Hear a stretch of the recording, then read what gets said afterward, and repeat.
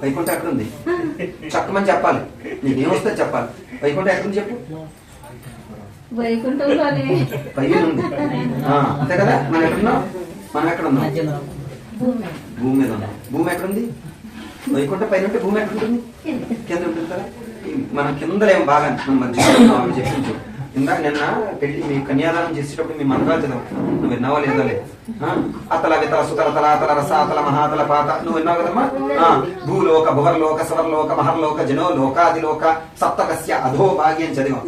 మనకుండి లోకాలు ఎలా ఉంటాయంటే చూడు, భూలోకం మనం ఉన్నది భూమి కాదు, భూలోకం కింద ఉంది అసలు యాక్చువల్గా. భూలోక భువర్లోక సువర్లోక మహర్లోక జనోలోక మనదే జనోలోకం. ఎందుకంటే చెప్పనా, జననం చాలా మంది జనం వచ్చారండి అప్పాజీ నిన్న పెళ్లి దగ్గర అన్నాను అవును కదా అనలేదా.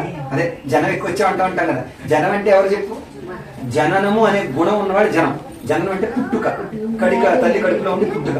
భూమి మీద ఏ జీవి పుట్టినా తల్లి కడుపులోంచే పుట్టాలి కదా. అందుకని జననం అనేటువంటి గుణం ఉన్న లోకం కనుక దీన్ని జనోలోకము అంటారు. దీనిపైన తపోలోకం, తపస్సు చేసేటువంటి ఋషులు ఉంటారు. చూడు పాత సినిమాలు చూసలేదు, తపస్సు చేస్తూ ఉంటారు కదా. జుయ్యని పైకి వెళ్ళిపోతూ ఉంటారు. అక్కడికి వెళ్ళేసరికి తపస్సు చేస్తున్నటువంటి మునులు ఋషులు వాళ్ళందరూ ఉంటారు. దాన్ని తపోలోకం అంటారు. దాని నుంచి పైకి వెళితే సత్యలోకం. సత్యలోకం అంటే అక్కడ శారదాదేవి బ్రహ్మగారు ఉంటారు తెలిసిందా. దానికన్నా పైకి వెళ్ళామనుకో, అక్కడ బ్రహ్మలోకం దాటి వెళ్తే అక్కడ వైకుంఠం, అక్కడ ఉంది వైకుంఠం. విష్ణుమూర్తి లక్ష్మీదేవి ఉంటారు. అక్కడి నుంచి పైకి వెళ్ళామనుకో కైలాసం శివ పార్వతులు ఉంటారు, పార్వతి పరమేశ్వరుడు ఉంటారు. దానికన్నా పైకి వెళ్ళామనుకో భువనేశ్వరి, రాజరాజేశ్వరి, లలిత త్రిపుర సుందరి, త్రిపుర త్రిపుర ఉంటుంది పైన. మొత్తం వీళ్ళందరినీ బ్రహ్మ విష్ణు రుద్రుని ఇలాంటి వాళ్ళందరినీ పుట్టించిన తల్లి ఎవరైతే ఉందో ఆవిడ మణిద్వీపంలో ఉంటుంది. అది మణిద్వీపం అక్కడ ఉంటుంది అన్నమాట. మణిద్వీపం అంటే అక్కడ భూమి మీద అందరూ కాదు, అక్కడ ఉంటుంది. ఆవిడ ప్రకృతి, ప్ర అంటే ప్రథమం, ప్ర అంటే ప్రధానం, ప్ర అంటే ప్రత్కృష్టం. ఆవిడ నుంచి నీకు తెలియదు. ప్ర అంటే అది, ప్ర అంటే మాటలు కాదు, ప్రధానం ప్రథమం. సృష్టికి ముందు ఆవిడ ఉంది, సృష్టి తర్వాత ఆవిడ ఉంటుంది అదనమాట. ఆవిడ ప్రకృతి. ఇవన్నీ బంతుల్లా ఈ భూములు ఇలా ఒక గ్లోబుకి ఒక బ్రహ్మ విష్ణు మహేశ్వరులు ఉంటారు. మనది ఒక గ్లోబ్, మన గ్లోబుకి ఒక బ్రహ్మ విష్ణు మహేశ్వరులు ఉంటారు. ఇలాంటి గ్లోబులు ఎన్ని ఉన్నాయి అంతరిక్షలు ఎలా తిరుగుతున్నాయి. వాటిలన్నింటిలో ఉండడానికి అవకాశం ఎవరిచ్చారో వాళ్ళ అనేక కోటి బ్రహ్మాండ జనని దివ్య విగ్రహ మనం చదువుతున్నాం కదా. అనేక కోటి బ్రహ్మాండాన్ని పుట్టించింది ఎవరు, ఆవిడ. ఆవిడ ఉంటుంది అక్కడ మణిద్వీపంలో. ఇలా లోకం, ఇంకో లోకం ఉంటుంది మధ్యలో, భూలోకం. గోలోకం ఉంటుంది దీని పక్కనే, మణిద్వీపానికి కొంచెం కింద పక్కన గోలోకం అని ఉంటుంది. గోలోకం ఎవరుంటారో తెలుసా, ఆవులే ఉండవు. ఏమంటారు చెప్పనా, రాధాకృష్ణులు అంటారు. అది దాన్ని గోలోకం అంటారు. అక్కడికి వెళ్ళాలంటే ఎలాగంటే చెప్పనా, నేనే కృష్ణుడు, నేనే రాధ. కృష్ణుడు ఒక రాధాదేవి బృందావనం అందరి చేత కృష్ణ కృష్ణ కృష్ణ అంటూ ఉండండి అని చెప్పింది. అందరూ కృష్ణ కృష్ణ కృష్ణ అని జపం చేస్తారు. చేస్తుంటే ఈ రాధాదేవి గుళ్ళుగా ఉండకుండా కృష్ణుడు ఏం చేస్తున్నాడా అని వెతుక్కుంటూ వెళ్ళింది. వెతుక్కుని వెళ్ళేసరికి ఆయన ఒక చెట్టు మూలన కూర్చుని రాధే రాధే రాధే రాధే అని జపం చేస్తున్నాడు. ఇదేంటి, నేను కృష్ణ కృష్ణ అని జపం చేస్తుంటే ఆయన రాధా రాధా ఎందుకు చేస్తాడు అంటే కృష్ణుడు నేనంటే నేర్చుమేమో, మీరు అందరూ రేపు నుంచి రాధా రాధా రాధా అనండి అని చెప్పి నేను ఉత్తినే కాకేస్తున్నా రాధే రాధే అని అనుకుంటావా, నిన్ను కాకేసినప్పుడు నాకు ఆ పుణ్యం వస్తుందని కాకేస్తా ఉంటాను నేను. నిజంగా చూడు మనం చెప్తుంది వేళపడం కాదు. నువ్వేదో రాధ అంటే రాధాదేవి తత్వం గురించి తెలుసుకోవాలంటే ఒక జీవితకాలం సరిపోదు. నువ్వు అలాంటి పేరు పెట్టేస్తున్నావు అంటే భగవత్ తత్వంలో ప్రేమ తత్వం ఉండాలి. ప్రేమగా చేయాలి. మనం ఏం చేసినా భగవంతుడికి ప్రీతిగా చెయ్యాలి. అలాంటి అవిభాజ్యమైనటువంటి ప్రేమతత్వం అంతా రాధాదేవి దగ్గర ఉంది. దాంట్లో సృష్టిలో చెప్పినంత అంత అంత అంత గుణం ఉంటుంది అన్నమాట. శ్రీకృష్ణుడు మనస్సు ఏమిటో ఆవిడకే తెలుసు, ఇంకెవరికి తెలియదు. అందుకని ఆవిడ రాధాదేవి అంటే కృష్ణుడు పక్కన ఉన్న ఆవిడ ఒక్కవిడనే కాదు, ఆవిడ ప్రకృతిలో అంశ రూపం. ఆవిడ ఇందాక చెప్పిన కదా భువనేశ్వరిలో ఒక అంశ రూపం, ఆవిడ ప్రధాన రూపం. ఇప్పుడు మీకు నువ్వు పిల్లల కోసం ఇంత చేస్తున్నావు, దేనికోసం చేస్తున్నావు పిల్లల మీద? అది మనం ఏం చేసినా ప్రేమతో చేస్తాం. ఆవిడ మరి జగత్తంతటికి ప్రేమతో చేస్తుంది ఆవిడ. అందుకని ఆవిడ రాధ, ధార రాధ. అది అర్థమైందా? నీ పేరుకి ఎన్ని అర్థాలు చెప్తున్నానో చూస్తావు. ఎన్నప్పుడు కథలు జ్ఞాపకం పెట్టుకోండి. అందుకని అక్కడ గోలోకం ఉంటుంది. ఇలా 14 లోకాలు ఉంటాయి. ఈయన కృష్ణుడు నాకు అర్జెంట్ వెళ్ళాలి, ఇప్పుడు చెప్తుంటే అవును నాకు నేను అర్జెంట్గా వెళ్ళాలి. ఇక్కడి నుంచి బయలుదేరాడమ్మా, జనలోకం నుంచి బయలుదేరి పైకి వెళ్ళాడు. వైకుంఠంలో తేలుకున్నాడు. అక్కడ వైకుంఠ ద్వారాలు తెరుచుకున్నాయి. అక్కడ లోపల ఉన్నటువంటి విష్ణుమూర్తి ఎలా ఉన్నాడండి అంటే తత్ర నారాయణం దేవం శుక్లవర్ణం చతుర్భుజం శంఖం చక్రం గదా వనమాల విభూషితం. అక్కడ ఉన్నటువంటి విష్ణుమూర్తి శుక్లవర్ణం, తెల్లని, అతని ఫోటో చూడాలి. శుక్రవర్ణం మళ్ళీ అడుగుతా నేను అక్కడ ఏమేమి ఉన్నాయో చెప్పు విజయలక్ష్మి చూసుకో. శుక్రవర్ణం అంటే తెల్లని శరీర ఛాయి కలిగి ఉన్నట్ట. చతుర్భుజం అంటే 4 చేతులు ఉన్నాయట. 4 చేతులు ఏం పట్టుకున్నాడు? శంఖం, చక్రం, గద, వనమాలికలు. ఇక్కడ కమల పువ్వు పెట్టారు. ఇలాగ మాల పట్టుకున్నట్టు ఉంటుంది. వనమాలిక మాల, తులసి మాల అలాంటి జపమాల పట్టుకున్నట్టు ఉంటుంది అన్నమాట ఒక్కొక్కసారి. అలాంటి దివ్య మంగళమైనటువంటి స్వరూపాన్ని నారదుడు చూసేట.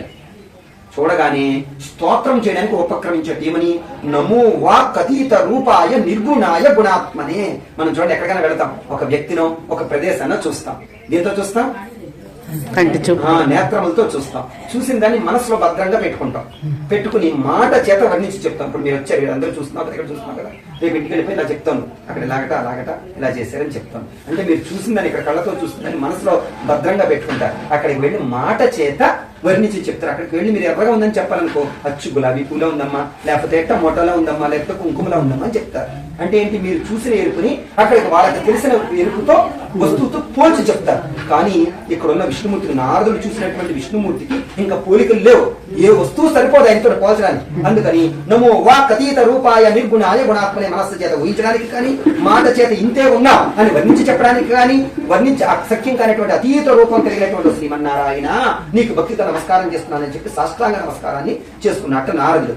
ఎప్పుడైతే ఈ స్తోత్రాన్ని విన్నాడో నారదుడే వచ్చాడన్న సంగతి విష్ణుమూర్తికి తెలిసింది. కిమర్థం ఆగతే గచ్చేత్ నారదా, నువ్వు ఊరికనే వస్తావయ్యా, ఏదో విషయాన్ని మోసుకొచ్చుంటావు, నీ కోరికను తీరుస్తాను, అదేంటో నాతో చెప్పవయ్యా అని అడిగట. అడగగానే నారద మహర్షి అడుగుతున్నాడు, ఓ జగద్రక్షక దామోదర, నీకు తెలియని విషయం ఉంటుందని, నువ్వు జగన్నాటక సూత్రధారి, 14 లోకంలో ఏమి జరుగుతుందో తెలుసుకునే శక్తి నీకుందని తెలుసు. కానీ నా నోటితోటి అడిగించాలని నువ్వు కూడా చూస్తున్నావు. ఎందుకంటే నరాన్ని ఉద్ధరితి నారద, నరలోకానికి ఉపకారం అవ్వాలంటే నారద మహర్షి అడగాలి, ఇంకెవరు అడిగినా చెప్పడానికి. ఆయన అడిగితేనే చెప్తాడు. అందుకే నా నోటితోటి నువ్వు అడిగించాలని చూస్తున్నావు.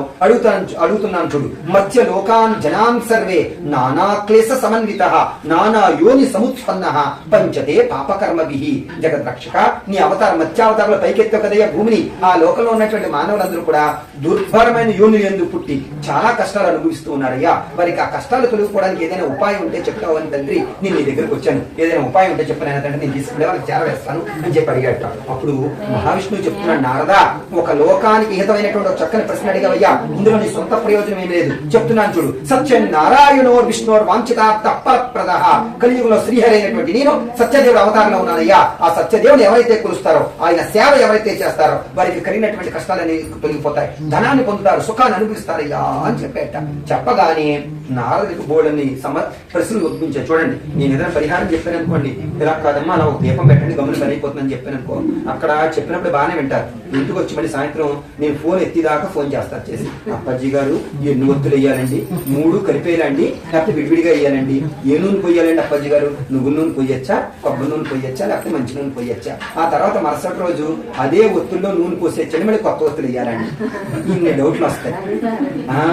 అడుగుతారు మమ్మల్ని. అన్ని డౌట్లు మనకు రావడం కాదు పాపం. అప్పుడు నారద మహర్షికి వచ్చాయి. ఏమని? కిం ఫలం కిం విధానం చ కృతం కేనేవ తద్వ్రతం.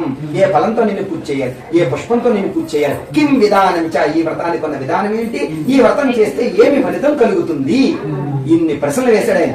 అప్పుడు మహావిష్ణువు చెప్పినాడు, నారద, ఈ వ్రతం చేస్తే ఏం ఫలితం కలుగుతుందో చెప్తున్నాను చూడు. దుఃఖ శోకాది సమనం, ధనధాన్య వివర్ధనం, సౌభాగ్య సంతతికరం, సర్వత్ర విజయప్రదం.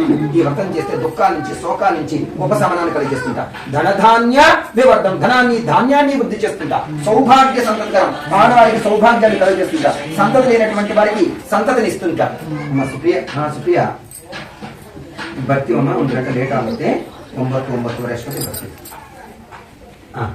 నుంచి శోకాల నుంచి ఉపశమనాన్ని కలిగజేస్తుంటా, ధనాన్ని ధాన్యాన్ని వృద్ధి చేస్తుంటా, సౌభాగ్య సంతకం ఆడవారికి సౌభాగ్యాన్ని కలిగజేస్తుంటా, సంతానం లేనటువంటి వారికి సంతానం ఇస్తుంటా, సర్వత్ర విజయప్రదం అన్ని వ్యవహారాలను మనకి జయాన్ని కలిగజేస్తుంటా. ఈ వ్రతాన్ని మాసే చ కర్తవ్యం వర్షే దవా పునః.